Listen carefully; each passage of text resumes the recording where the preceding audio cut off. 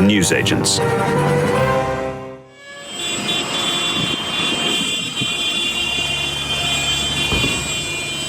That is the sound of the siege of Paris. No, calm down, Bismarck. Prussians aren't back. This time, it's France's own farmers attacking their capital. Thousands of them cutting off every access route, every motorway into the City of Lights. They're protesting about Macron, but specifically about what they say are unworkable regulations coming from Brussels, designed to mitigate climate change and that they claim are making their work impossible. It is the latest manifestation in and of a beleaguered Macron presidency. But this isn't the only revolt against elites raging throughout Europe right now. The radical or far right are on the advance in country after country, some similarly buoyed and glued together by an opposition to net zero. Brussels is braced for a European elections in May, which seem set to deliver a transformed European Parliament, where the integrationists may no longer have the majority. This could transform the European project. So on today's show, two separate but related questions. Is Macron losing control of France? And is this one of the many canaries in the European coal mine that Brussels is about to lose control of Europe? It's Lewis here. Welcome to the Newsagents. The newsagents. So let's start with Macron. We've covered the travails of his presidency many times on the newsagents, whether it's open revolt over pensions reform, riots over ethnic tensions. His presidency, as regal as it often seems, has been battered month after month. Meanwhile, all the time, extreme right Marine Le Pen, the leader of the National Rally, previously the National Front, seems to grow in strength. This is the latest crisis of which she can take advantage before the next presidential elections in 2027. The objective of Macron's presidency was to try and show that moderate, internationalist, integrationist forces could deliver for France, could bolster the centre and keep the cordon sanitaire, the iron ring which kept the far right out, intact. That theory is looking as battered as his presidency right now. For a sense of what's happening in France, let's talk to Peter Allen, the newsagent's Paris correspondent, long-time Paris resident. He's been out and about on the protests with the farmers around Paris this week. Peter, there is more domestic travails for President Macron, this time the sight of French farmers effectively trying to lay siege to Paris. What is behind all of this? Why are French farmers behaving in this way? Well, there's certainly nothing new in what's happening. Farmers in France have been hugely angry and disgruntled. I think it's fair to say throughout the centuries, they feel particularly that very centralised French system, the government being in Paris, of course, discriminates against them and gives them a very, very hard time and doesn't give them enough money, doesn't give them enough support, doesn't give them enough resources. It's a hugely emotive issue when they express their anger in a big way because there's such an affiliation with them from every other section of society will always support the farmers. In this particular case, it's becoming linked in with the whole EU view of agriculture and, of course, so many new challenges to agriculture.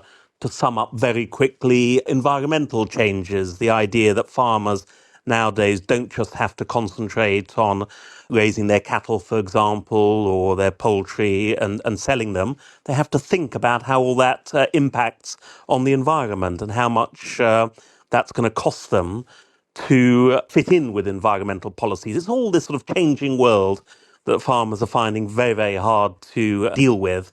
And that's why this current dispute is becoming so serious. So there is a connection between changing EU environmental policy and net zero policy, and of course agriculture is a big contributor to greenhouse gas emissions, and what the farmers are doing and saying at the moment. This is as much anti-Brussels as it is anti-Macron. It is. It's anti-Brussels, anti-Macron, but of course Macron is seen by many of his opponents as simply a tool of Brussels, somebody who is the ultimate EU man.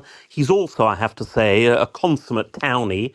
He's not somebody you associate with patting cows on the backside, as dear old Jacques Chirac used to do, and indeed François Hollande used to do. Bring him back. He's somebody who doesn't bother even turning up at the agricultural shows and the like. Yes. Former banker, brought up in a city, Amiens, and indeed in Paris, where he went to university and has been ever since. And that French provincial versus metropolis or versus is even more pronounced and significant kind of fissure within French politics than it is certainly compared to British politics.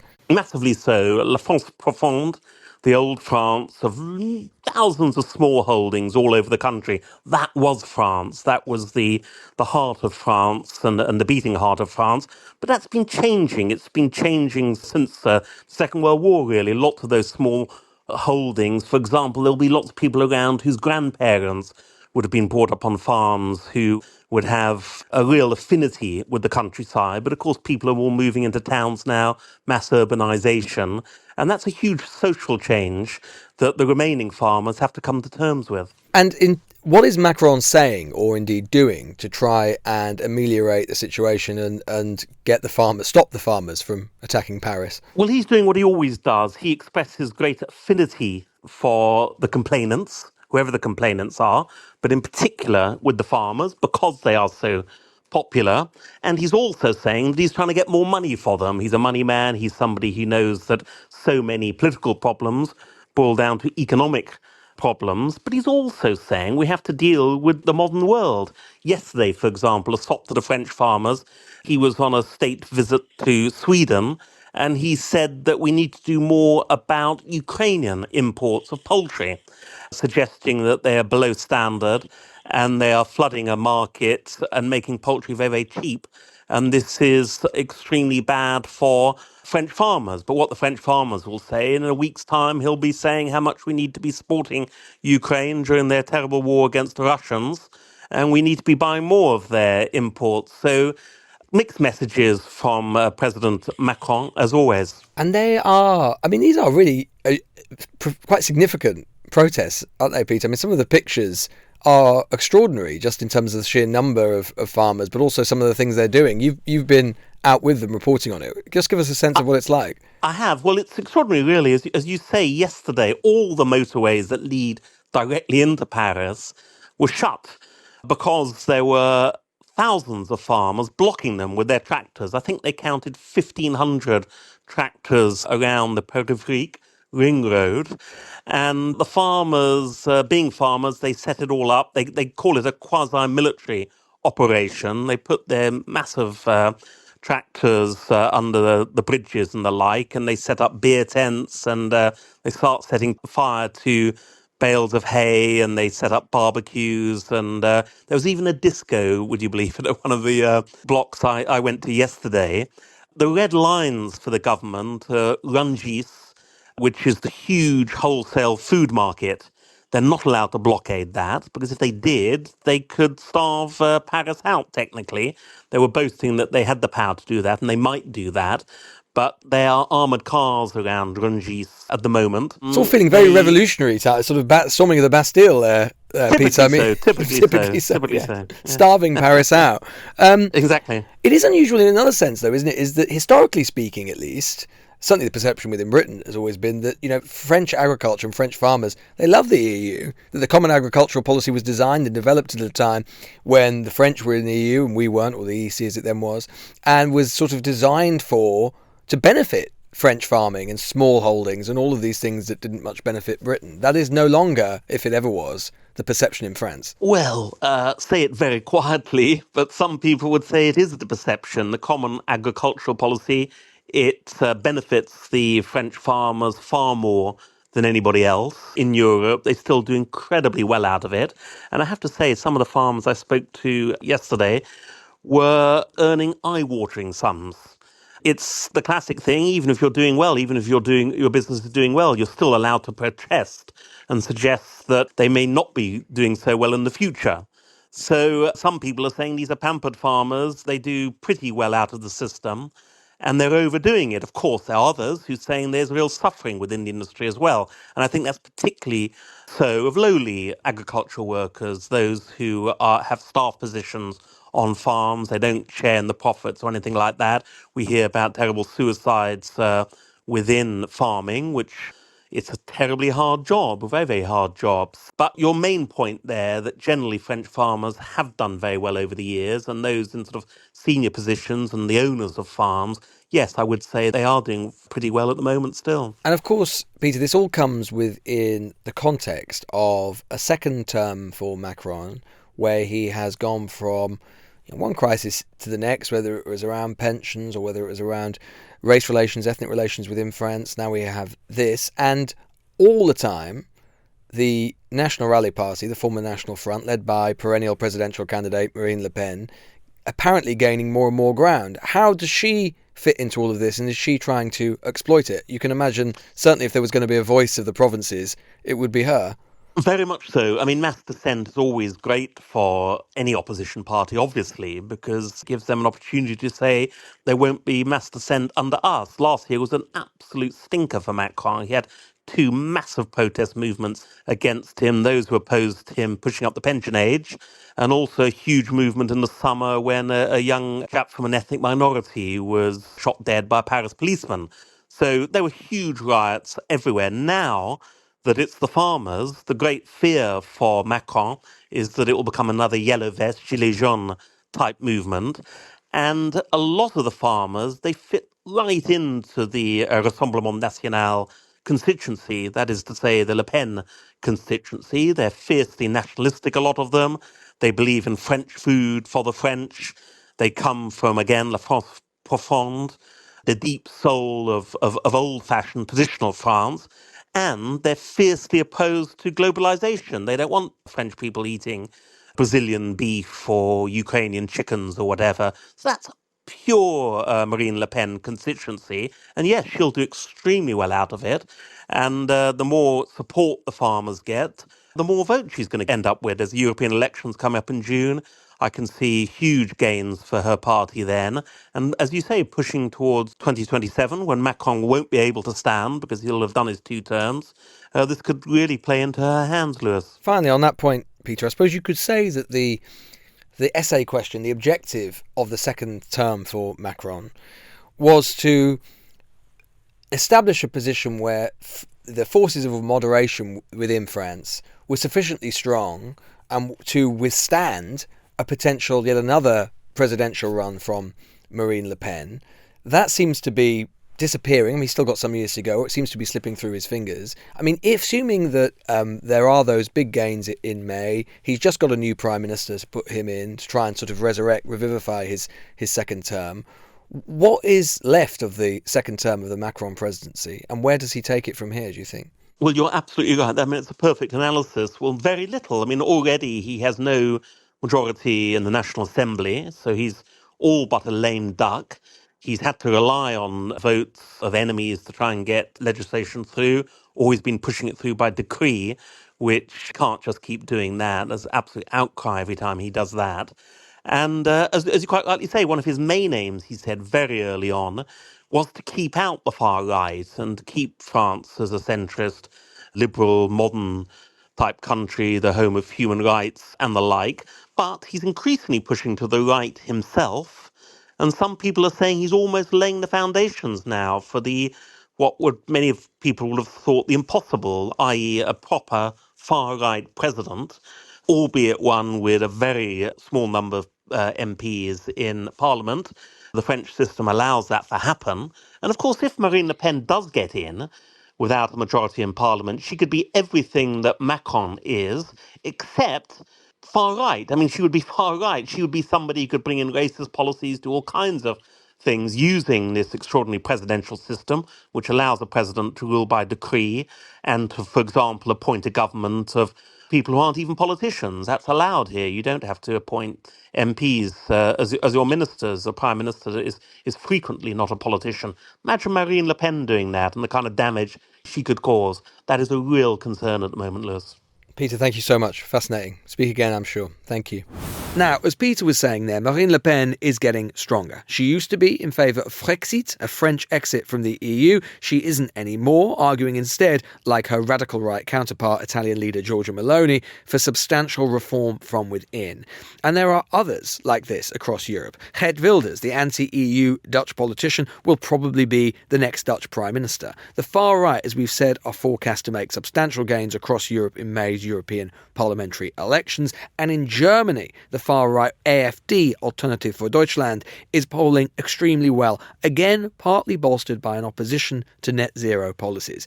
The EU can deal with radical elements in its periphery. It's been dealing with, say, Viktor Orban's Hungary for years. What it has never had to grapple with, aside to some extent from Britain's membership, are substantial problems from within its core, especially the Franco-German axis, which has been the motor engine of the EU and the European project from the beginning. With anti-EU forces on the rise in the core member states, that could transform the project, or at least alter its course. Massive gremlins in the engine room.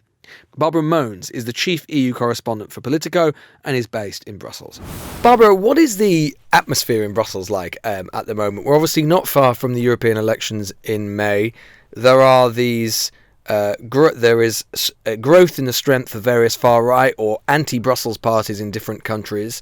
What is feeling like? Is there much concern about all of these things?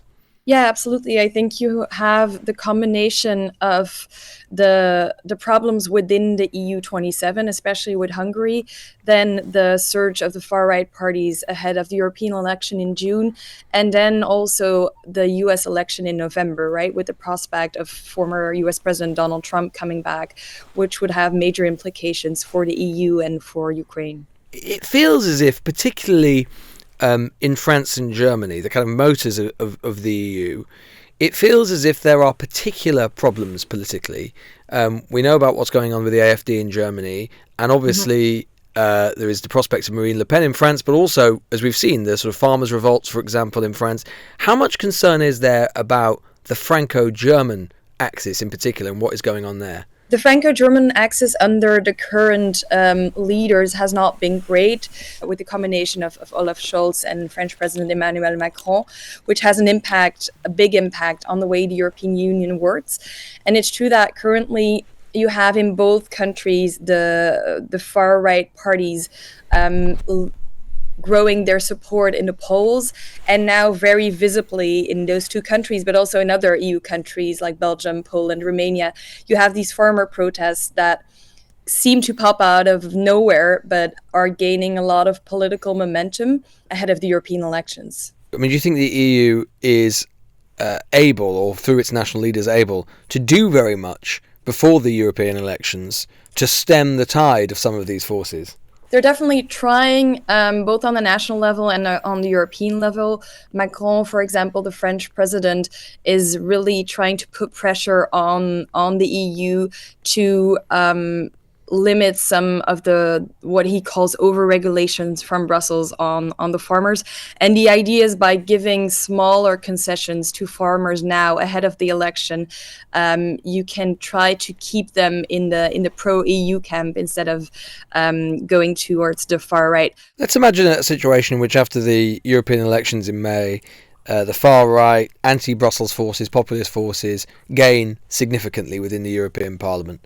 I mean, what difference does that make in terms of the integration of the EU and the EU project? The big question after the European elections will be, is there still a pro-EU coalition in the European Parliament? That would really be a very big shift in the EU if they would, for example, have to seek support with these far-right parties in the European Parliament.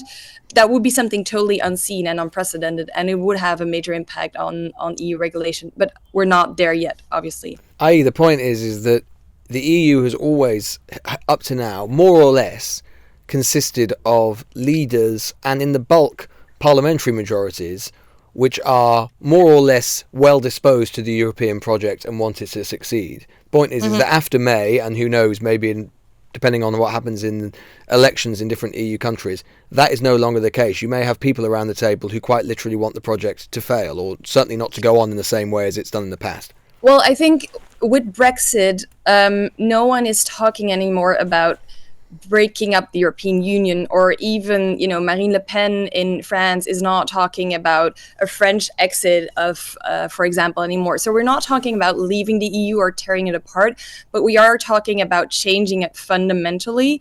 And so that would mean, as in national governments, that you just have very different policies, right? You have, for example, when it comes to migration, you would have a far-right European policy on migration, or a push towards that.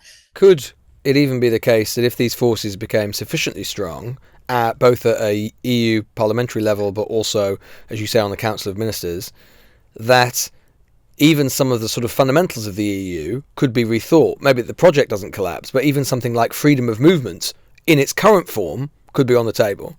A lot of things could be on the table. That's a little bit the challenge also for us now, because these far right parties tend to be, very focused on their countries, on their national levels, also often disagree. So it would also be interesting to see how much they actually, force within the European Parliament a strong enough consensus among them to weigh enough on the next European Commission.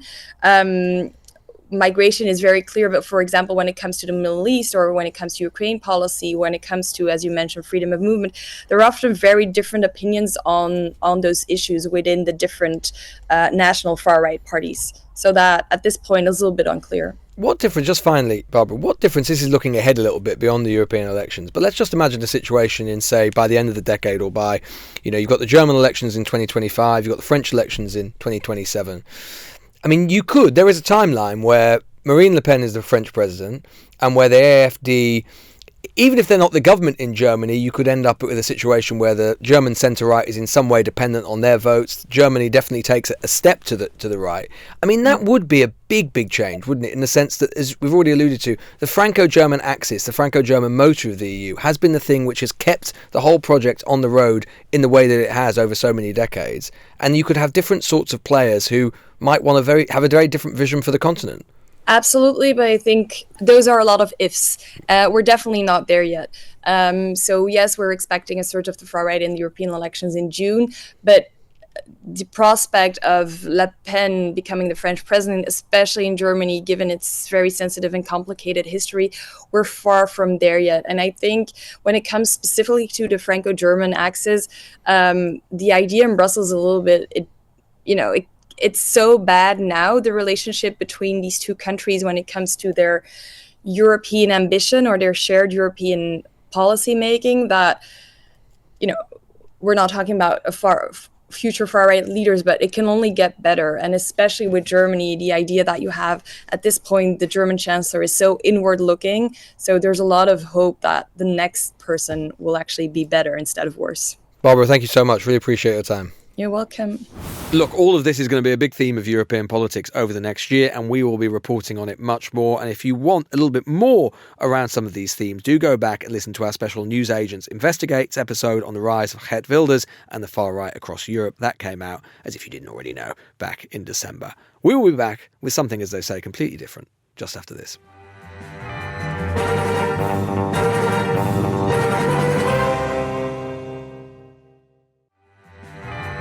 This is The News Agents.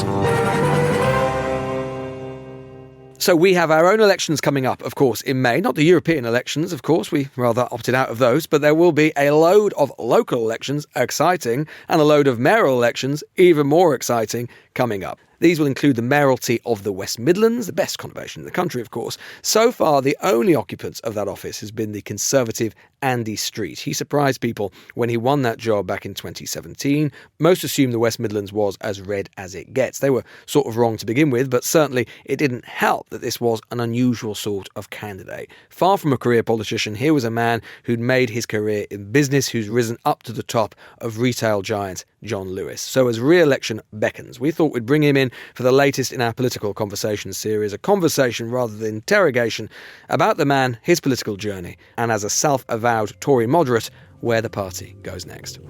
And the Mayor, Andy Street, is with us.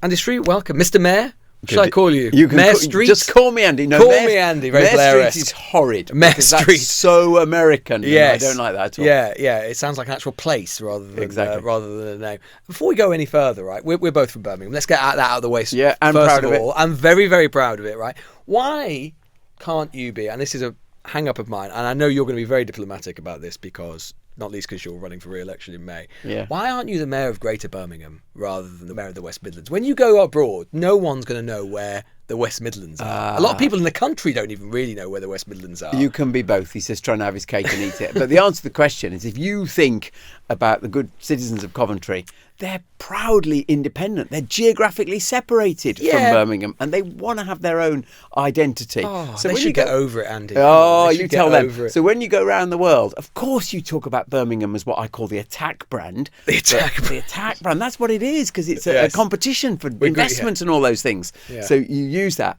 But here, we've got to move to something that encompasses everybody. Look, you have been mayor since 2017. You won that election when many people didn't think you were going to win it, because everyone thought that the West Midlands was, sort of Labour red, sort of through and through. And you hadn't had a very traditional sort of political background. And before we sort of talk a bit more about politics, I just want to explore that for a little bit, because you were, of course, Mr. John Lewis. Yeah. Why did politics sort of call? Yeah, you're right. When you said I didn't have a very traditional political background, I didn't have any political background. You're being, I think, polite. I didn't have any. But oddly enough, I think that was one of the appeals to citizens in the West Midlands, that this was someone different who got some different skills, who got a different background, hinterland, you might almost say. But the reason that it called was that for years I'd seen my home city and region not perhaps do as well as I thought it should. And perhaps immodestly, I thought I could make a difference. And so it's the only political job I've ever stepped forward to want to do. And that remains the case. It is funny about Birmingham, isn't it? And the West Midlands generally, and we can talk about this a little bit.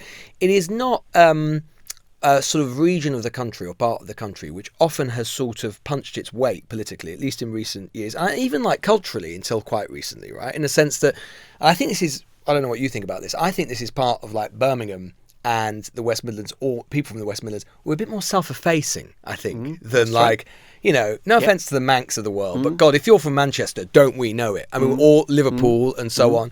Birmingham and people from Birmingham a little bit sort of temperamentally different, don't you think? That and is I think true. that translates into politics sometimes, don't you think? It is true that we are more, you say the word self-effacing, you'd almost say self-deprecating. Yes. The Brummy humour loves to send ourselves up. Yeah. And that, it's a good thing, because I like modesty and humility in people, but it does hold us back as well, because we're not brilliant at getting out there and telling our story and just connecting it, of course, to one of the great successes of the last few years.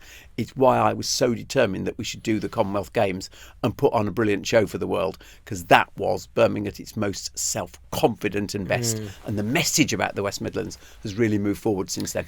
But you had a very successful career in business, in John Lewis, most notably of all. And then you decide to make the transition to politics.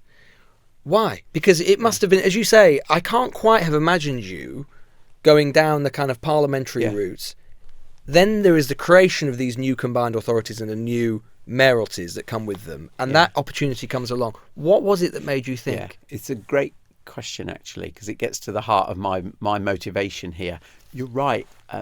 People had said to me for years, "You're interested in politics. Why don't you go and be an MP?" Because you were political. I mean, you were politics. Yes, and exactly. you were involved in the Young Conservatives at Oxford, right? All that, yeah, exactly. But I never wanted a political career. I just shunned it because I wanted to do business. But this was the answer to the question: is this was a different political job. This was not about going to be a card-carrying member of the party, being whipped by the party, doing that. This was about the leadership job, the executive job on behalf of people in the West Midlands. So completely different idea of politics. And if you think of Michael Heseltine, the granddaddy of all this mayoral stuff, that's what he always said. Different people will be drawn into this because it is a different type of job. And it is sort of subtly changing our governance, isn't it? And Yes. it's sort of certainly English politics, in the sense that suddenly there are these, we've never had in Britain before, certainly, well, we've never had in England, a different way of getting into politics, or national politics anyway, that wasn't the parliamentary route. And now there is a different way, and you're exemplifying part of that. Whether I'm using it to get into parliamentary politics is another matter. That's not the case. But you never would do that. No, I don't want to do that. You'd never want to be an MP. Let's be clear about it. I've done 2 terms. I could choose to go and be an MP now. I've decided not to do that. I am standing for mayor again because that's the only political job I'm interested in.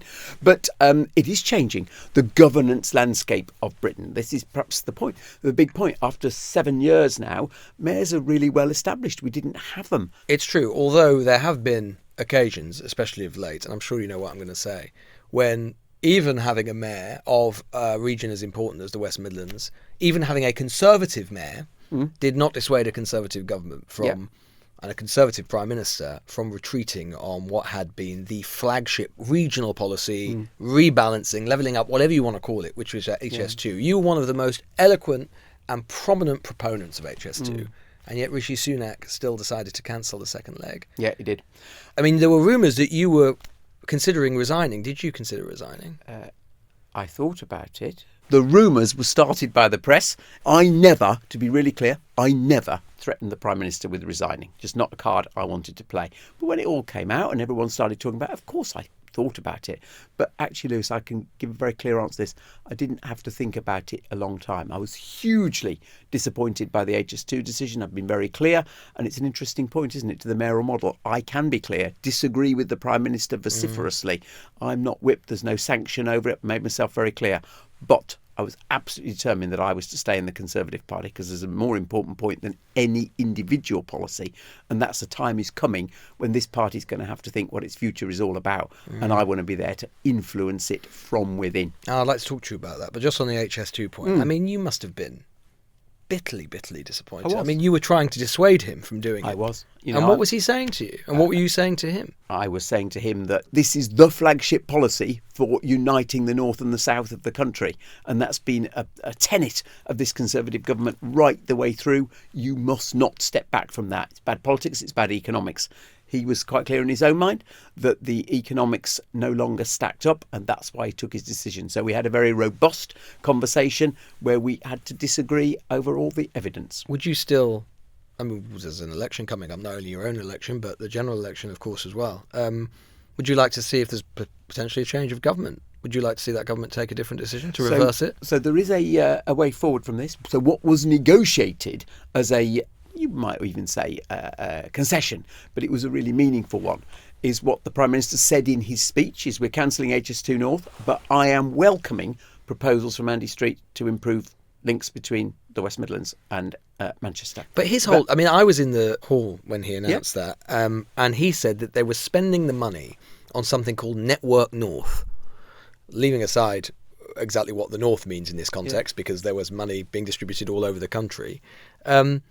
I mean, we've never heard about anything about it since from the Prime Minister, virtually. I mean, that was not a replacement for HS2, was it? No. Spending money on things like, repairing potholes, as important as that might be, that is not an economic strategy, is it, Andy? Hang on. You are being a little extreme there, because we have heard about it since. So if you take the West Midlands piece of it, we've actually got 2.75 billion on new transport infrastructure, new links. But it's not a replacement, is it? No, I didn't say it was. But equally, it's not all about potholes. This was new infrastructure we were not going to get, something called Midland Rail Hub in our case, much better connectivity across the Midlands.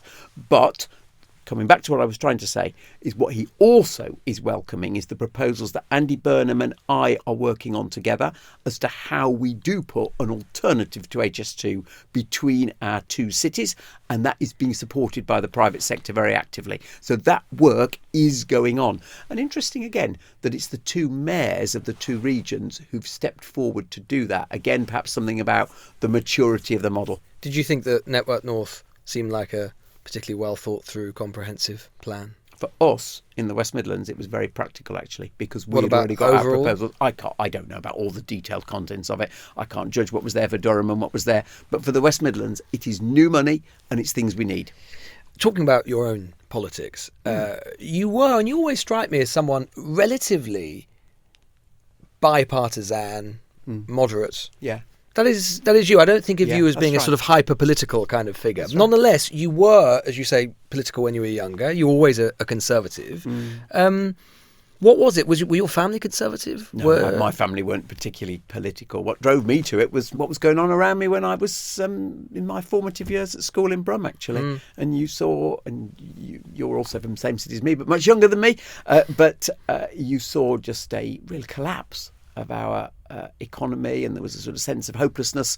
And so I did join the Conservative Party when Margaret Thatcher was trying to say, come on, there's a better way than this. But you could easily have ended up in the Labour Party. Why was it that the Conservative Party appealed at that time? Because lots of people were rebelling against Margaret Thatcher at that time, who were young, rather than of course, gravitating towards her. But actually, her support amongst the young was far stronger. Yes, that's true. It's very straightforward. Her mission was, the people of this country have the capability to take us forward from where we are, the malaise that we were in at that period. And so that notion of individual freedom, but with a very strong safety net provided by the state, that was one that I bought into. But you can imagine a situation in which the Conservative Party in opposition, if they lose the general election, ends up you could imagine a Suella Braverman running for the leadership, Cami Badenoch running for the leadership. We've seen in previous leadership contests, having this small selectorate within the Conservative Party, it can force party leaders or potential party leaders, wannabe leaders, to move to the right. Is that something you're worried about the direction of the Conservative Party? Potentially. This debate will come at some point. Obviously, I hope that Rishi Sunak is there to continue, and therefore it will be delayed. But at some point this debate will come, and it's why I said it's very important that people with my sort of views and background and tradition do stay within the party. And what I would say at that point is the battle for ideas will occur.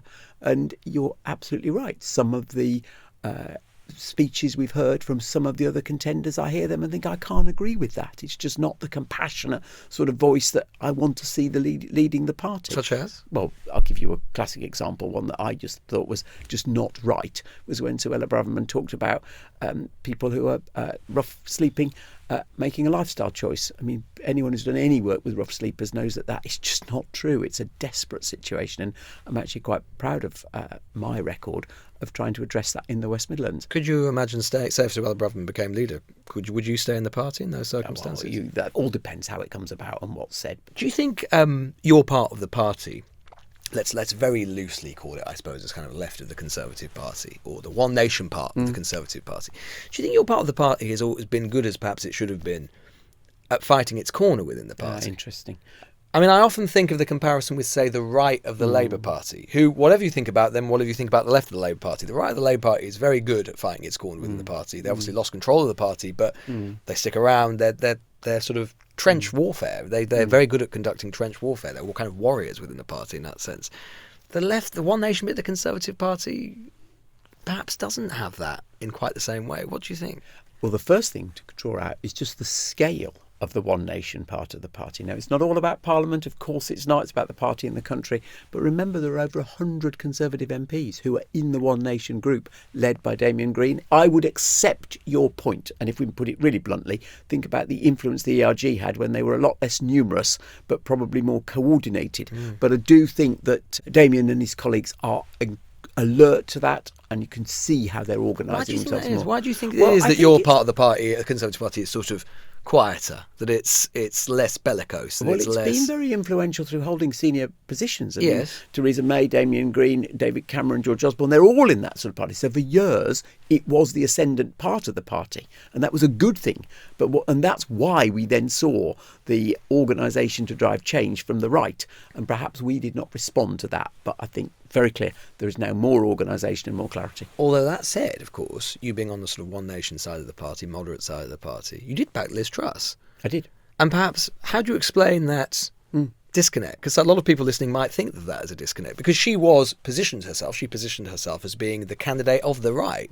And indeed, even in her activities now, she is, and whatever one thinks of her, she is very ideologically grounded. She's on the right of the party, and she wants to fight for that sort of conservatism. So let's be clear. She's moved to a much more ideological position now than ever was presented in the leadership campaign. Really? Most definitely. But let me answer your question more head on. So people are surprised that I supported Liz Truss, and with the benefit of hindsight, clearly she did not acquit herself in that role. You regret that now of supporting her? Yes, of course I do. I regret the outcome that we got to. But the answer as to why was what was proposed as to how she would deliver for the West Midlands was definitely the preferable of what was put forward at the time. So, elections coming up in May. You obviously hope to be re-elected. It's third term. You're the only person to have held this office. In your ideal world, where would we end up to in terms of the devolution process and what the mayoralties look like and the sort of power? Because the truth is, of course, your power, by comparison, actually, even to the London mayor, and certainly by comparison to some of the sort of great mayoralties around the world, one thinks of New York or Paris or so on, is very limited. Correct. Particularly executive power. You have a great power of sort of convening and you have legitimacy and authority, but you don't have that much power. What would you like to see if, say, Rishi Sunak after the election or Keir Starmer said, Andy and the other mayors, you can write the cheque? Yeah. What would it look like? So this isn't a dodge of the question, but let's just be clear. This convening power, I call it, is really important. It's hugely underestimated. The fact that you can ring the Prime Minister and say, I'm the representative of the West Midlands. You might not agree with me, back to the HS2 conversation, but you bloody well listen to me. And the fact you can go and visit CEOs around the world and talk about inward investment with that sort of status, or you can bring people together. That matters. I get that matters. I do get it. But it does matter. But you would, I assume, like more formal power. Of course. So let's be honest about this. What's got to happen is it's about money. It always is. You can have lots of responsibilities written in, but until you've got the cash, you can't really deliver. So where this needs to go steadily is tax retention powers in the regions. The thing that we are hopelessly over-centralised on, far more centralised than any country in the OECD, is the proportion of tax that's held in the regions. And so cities and towns have to go and regions have to go to the begging bowl to Whitehall and say, please can we have a bit of money here? Or now, we've moved on from that in the last devolution deal and this idea of a single settlement. So we're treated like a country. So when I say a country, Scotland, Wales, Northern Ireland, who have one single settlement. So the Conservative government has moved hugely in that deal. But the next stage of this is the retention of tax raised locally. That'll be the debate of the third term. We've started the journey, but there is still an enormous distance to go. Mayor Street. I'm going to call you that for the last time. Mayor Street of Greater Birmingham. Thank you so much. Thank you very much for your cheek. Right, a little revelation. I'm afraid you haven't fast-forwarded to Friday. This was Thursday. John and Emily nowhere to be seen after I told them that they'd missed the self-assessment deadline day. So the King and Queen have disappeared into their counting houses. Unless HMRC has caught up with them, they'll be back very soon. The Crown Prince will be back tomorrow, and we'll see you then. The Newsagents. This is a Global Player original podcast.